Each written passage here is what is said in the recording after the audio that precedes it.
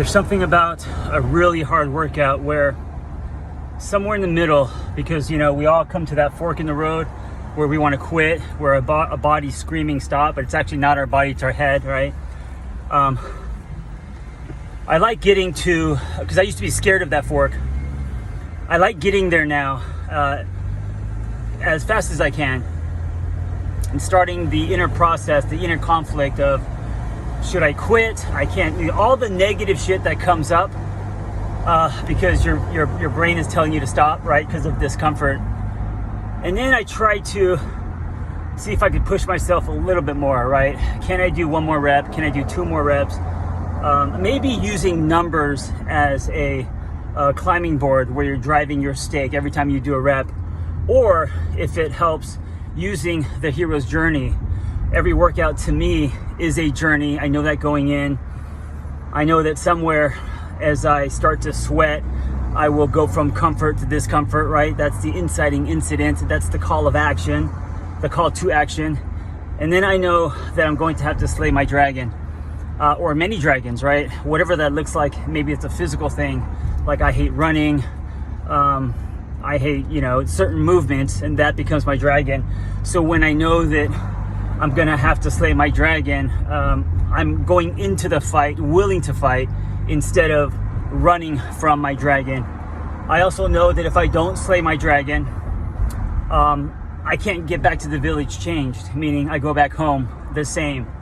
And if you draw a line right there, right, if you tell yourself that this is non-negotiable, I will fight this dragon, whether I live or die, I will fight it and I will do the best I can. So I don't go back home, but I enter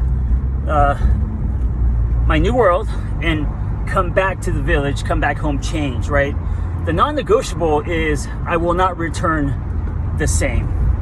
That's the affirmation. That's the mantra that I play when things get really hard.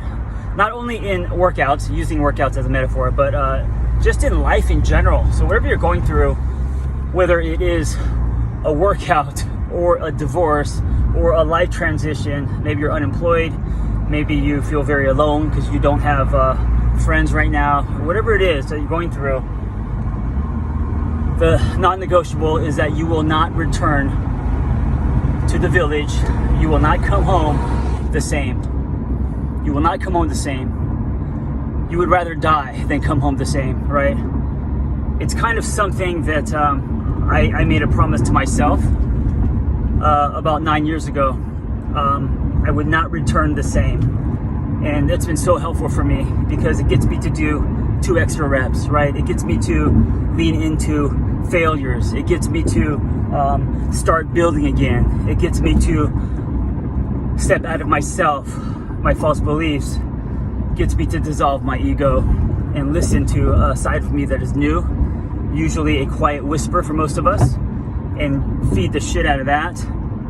And when you come back changed, even if it's slightly different, right? Even if it's coming back with a better time, or lifting something heavier, or going through a flight, but this time a lot more calm, less reactive, or maybe you are building a healthier relationship because this time you're checking your ego, whatever it is, right? Or your unhealthy patterns.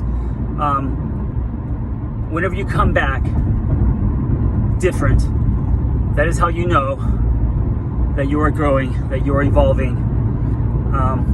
And there's no need to compare yourself to old versions of yourself or other people.